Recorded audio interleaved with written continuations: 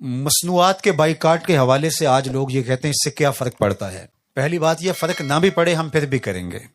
مجھے یہ بتائیے کہ کسی شخص نے آپ کے ساتھ زیادتی کی ہو، کسی کا کوئی قتل کیا ہو اور اس کی محلے میں دکان ہو، تو آپ کا مقدمہ بھی ان کے ساتھ چل رہا ہو ابھی، تو کیا آپ اس دکان سے کبھی سودا خریدتے ہیں؟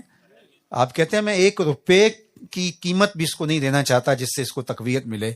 تو کیا یہ 55,000 لوگوں کا خون اتنا ہی سستا ہے کہ ہم کہتے ہیں کہ اس سے کیا فرق پڑتا ہے؟ اور لوگوں کا مزاج یہ ہے کہ ان کے مشروبات کے مقابلے میں یا ان کی مصنوعات کے مقابلے میں کوئی اپنی دیسی کوئی مصنوعات آتی ہیں، کوئی مشروب آتا ہے یا کوئی کھانے والی چیز آتی ہے، تو لوگوں کے نخرے دیکھنے والے ہوتے ہیں، اس کو گھونٹ لے کے چک کے کہتے ہیں نہیں وہ ذائقہ اس طرح کا نہیں ہے۔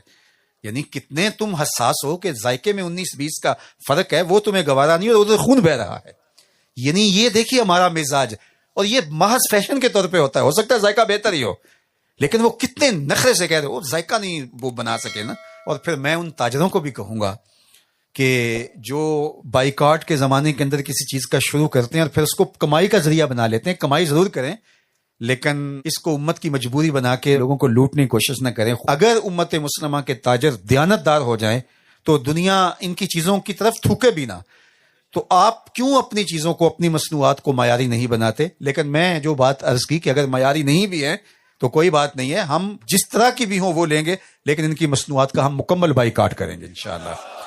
اور اب یہ باتیں صرف وعدے لینے اور کہنے تک نہیں رہ گئی، اب بچا بھی کیا ہے باقی؟ اب ہمیں عملی طور پہ اس پہ آنا ہوگا۔ اور کچھ لوگوں نے اپنے اپنے دائرے کے اندر بائیکاٹ کیا، اصل تو بائیکاٹ حکومتیں کرتی ہیں اور حکومت کرے تو بائیکاٹ مؤثر ہوتا ہے، لیکن نہیں کر رہی حکومت، ہم اپنے حصے کا کام کریں گے اور جو ہماری ذمہ داری اس کو نبھائیں گے، تو اپنے اپنے دائرے کے اندر اس کی ہم نفی کریں گے۔ اسی طرح مالی نصرت و اعانت اہل غزہ کی اور اہل فلسطین کی، اگرچہ یہ اس وقت میں نے عرض کیا بہت مشکل ہے، پانی کی ایک بوتل پہنچانا بھی ان کی طرف اتنا آسان نہیں ہے، لیکن پھر بھی اچھے راستے ڈھونڈ کر کے جو ہے وہ اس فریضے کو بھی ادا کرنے کی ہمیں کوشش کرنی چاہیے اور محفوظ اور دیانتدار ہاتھوں کے اندر جو ہے وہ اعانت پیش کرنی چاہیے۔ اور اس مسئلے کا جو مستقل اور پائیدار حل ہے وہ احیاء خلافت ہے۔ خلافت کے احیاء کے بغیر اگر آپ کہیں کہ ہم دنیا کفر کو جھکا سکتے ہیں تو یہ خیال است و محال است و جنو، ممکن ہی نہیں ہے۔ 72 فرقوں میں ہمیں جو بانٹا گیا ہے اور 57-58 جغرافیائی ٹکڑوں کے اندر ہمیں تقسیم کیا گیا ہے، تو ہماری وحدت کو توڑنے کے لیے تو کیا گیا ہے۔ اگر ہم نظریاتی طور پہ اور جغرافیائی طور پہ اور سیاسی طور پہ متحد ہوتے تو کس طرح میلی آنکھ سے ہماری طرف کوئی دیکھ سکتا تھا؟ تو یہ جو ٹکڑے کیے گئے ہیں ہمارے اندر اور تشدد و افتراق کے بیج بوئے گئے ہیں، تو ہمیں تقسیم کر کے انہوں نے اپنے مقاصد حاصل کیے ہیں۔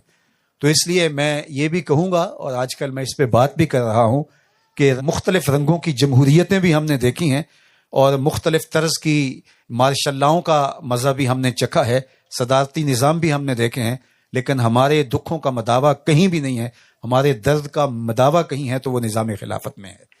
تو اس کے لیے ہمیں بھرپور سعی کرنی چاہیے، آئے یا نہ آئے، ہمارا اتنا کام ہے کہ ہم اپنا فریضہ ادا کریں۔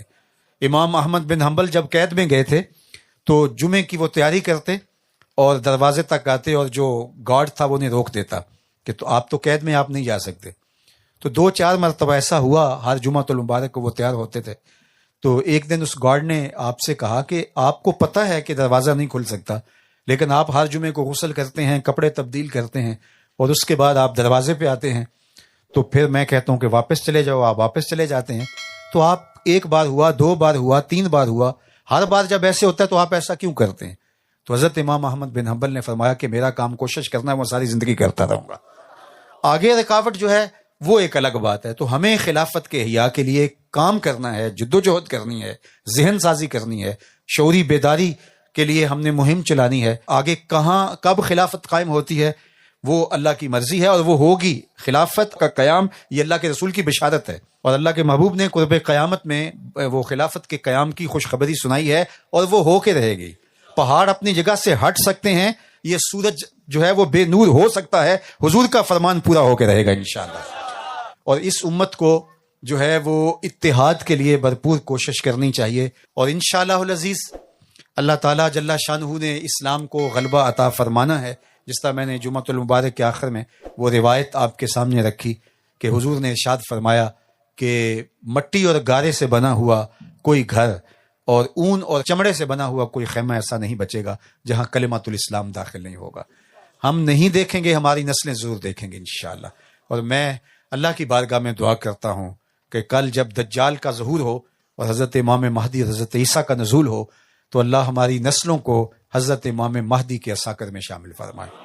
دجال کے فتنوں سے اللہ ہماری حفاظت فرمائے. اور آج ہم دجال کے فتنوں سے بچنے کے لیے اپنی وضاقتہ سے لے کے اپنے طرز معاشرت تک اور اپنے انداز حیات سے لے کر اپنے کاروبار تک سب اسلامی اصولوں اور اسلامی ضابطوں کے مطابق مرتب اور منظم کریں تاکہ آنے والا دور ہماری نسلوں کو ایک صالح پاکیزہ اسلامی معاشرت کا ایک ماڈل پیش کر سکے.